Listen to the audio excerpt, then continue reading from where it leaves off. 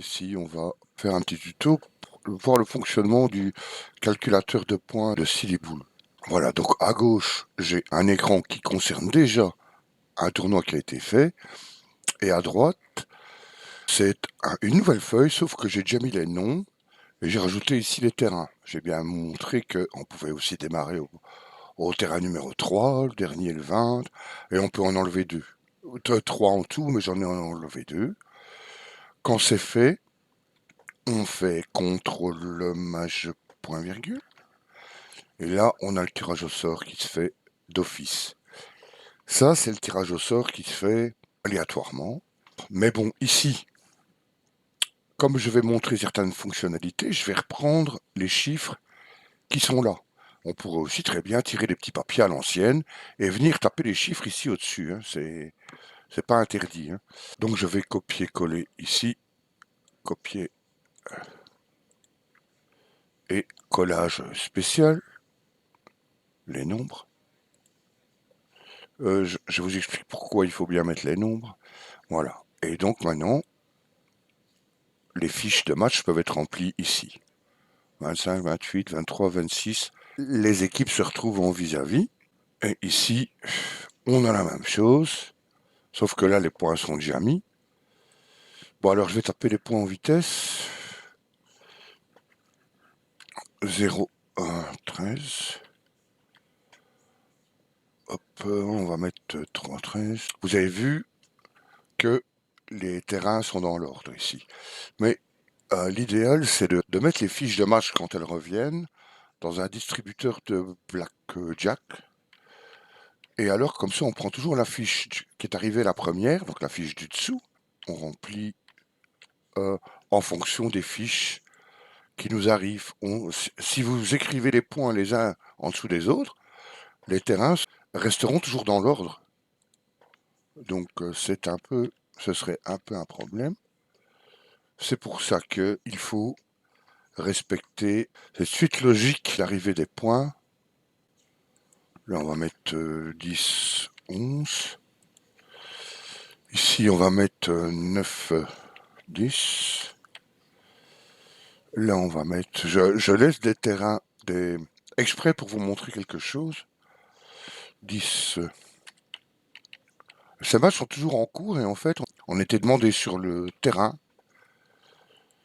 où ils en étaient.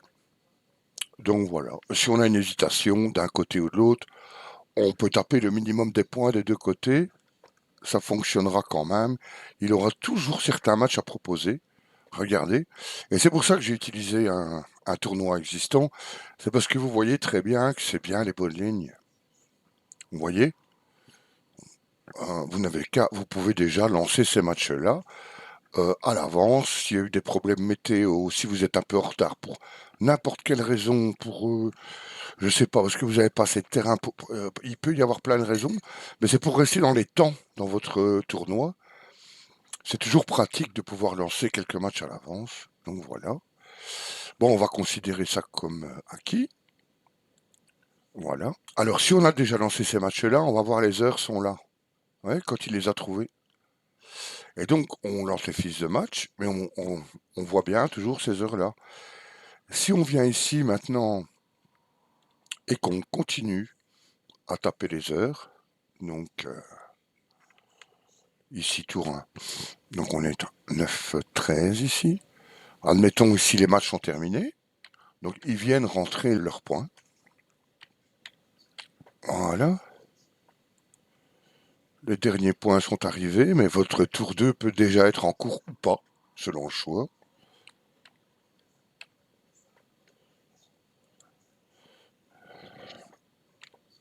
Et voilà. Bon, une chose que je devais faire, que j'ai pas faite tantôt, c'est déjà d'enregistrer. Hein. Après l'inscription, le tirage, on enregistre. Tour 1, on enregistre. Tour 2, pareil. Après tour 2, après tour 3. Et même entre deux. C'est toujours bien enregistré, trop que pas assez, quoi. Hein. Donc voilà, ici, il vous a lancé. Voilà, il a pu calculer des nouveaux matchs. Et regardez, l'heure n'est pas la même. Donc vous savez toujours les matchs qui ont été calculés en dernier sont là, quoi. Donc vous n'avez plus. Si vous avez déjà lancé les matchs à l'avance, vous n'avez plus qu'à remplir ces fiches de match ici. Donc ici, là, là et là. pouvez taper un 0 aussi à la place dans une des colonnes. Ça marche aussi pour bien voir que vous avez déjà lancé les matchs. Bon, je vais pas continuer à mettre les tours, les trucs du tour 2. Ce serait ridicule, quoi. Donc, c'est toujours le même principe jusqu'à la fin. Donc, il n'y a pas de souci avec ça. Donc, bon, on arrête là. J'ai plus besoin de ce tour-là que pour vous montrer. Je vais juste vous montrer le fonctionnement avec le bail. Ça revient au même, à part qu'il n'y a rien à faire. Mais je le montre quand même. Voilà, donc ici, on va retirer une équipe. On sera dans un nombre impair. Ici, c'est une formule qui doit remplacer les chiffres. Voilà. Mais je retire le tirage au sort. Je fais comme si on démarrait. Donc on démarre, on va dire qu'on a le même nombre de terrains. J'ai tapé les noms. On est à 29. On va démarrer le tournoi. Donc, comme tantôt, contrôle, match. D'abord, on va commencer par enregistrer. Enregistrer parce que j'ai enregistré l'autre situation. Et ici, je vais faire contrôle, match, point, virgule. Donc, enregistrer. Hop, avant de passer au tour suivant. Là, vous voyez que l'équipe 29, la dernière inscrite, est bail. On a pu remarquer dans les tournois que c'était ce qu'il fallait faire. Sinon, des gens râlent d'être bail alors qu'ils étaient là les premiers, quoi. Donc, du coup, le bail, c'est le dernier. Voilà. Alors, vous pouvez voir ici, au lieu d'avoir des équipes qui jouent ensemble, vous avez un bail ici. Voilà. Il faut rien mettre là. Rien du tout. Vous faites comme si de rien n'était. Tout ce que vous savez, c'est que c'est Alexis, Antoine, Jordan qui sont bail. Voilà.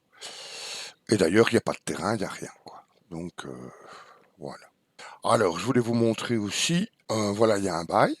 Mais il y en a un qui arrive en retard et tout ça, et personne n'aime trop avoir un bail parce que à chaque tour, il y en aura un qui jouera pas. C'est selon le classement, d'accord, après, hein. Évidemment, c'est pas marrant du tout d'avoir un bail, quoi. Il y a chaque fois une équipe qui joue pas. C'est celle qui a le moins de points, mais malgré tout, elle joue pas. Donc, admettons que quelqu'un arrive après. Bon, évidemment, vous avez déjà rempli vos fiches, vous avez votre bail, donc c'est ces équipes-là qui jouent l'une contre l'autre. Donc, ici, avant de rajouter quelqu'un, de rajouter la dernière équipe de ce que je voulais dire tantôt, pour qu'il n'y ait plus de bail, eh bien, vous prenez ceci, vous faites un copier, vous vous remettez sur la première cellule, vous faites collage spécial, et vous faites nombre. Et vous, oui, vous faites 8. Comme ça, il reprend exactement votre tirage d'avant, il ne change pas, il ne change rien du tout, mais au moins, quand vous allez taper un nombre là, il ne va pas refaire un tirage automatique. Donc ici, vous êtes en dessous, vous tapez la dernière équipe, la 30, qui va jouer avec le bail. Comme ça ne change rien à votre classement. Et maintenant, vous pouvez mettre le nom, copier, hop, toujours votre souris, texte, voilà. Et vous arrivez ici, rien n'a changé ici au-dessus. Et là, vous avez le dernier match qui est en cours. Et maintenant, vous avez un terrain. Voilà, voilà, je pense que tout est dit. Le classement. Donc, bah, ici, évidemment, il n'y a pas de points. Mais donc je vais prendre un tournant qui est déjà fait. Donc vous avez premier tour, deuxième tour. Toujours pratique à garder tous les tours. Quand quelqu'un demande pourquoi il est repêché, parce qu'il a que deux gagnés et une gagnée, ben vous avez le classement là, vous savez toujours lui expliquer, mais oui, mais voilà, vous êtes le meilleur avec une gagnée, et donc vous êtes retombé, vous êtes un repêché, quoi, comme on dit. Donc voilà. Il y a aussi toutes les notes ici en dessous. Donc si vous avez oublié quelque chose, etc., etc., si vous voulez vous rappeler, il y a ça ici en dessous. Je pense que tout est dit. Bon tournoi.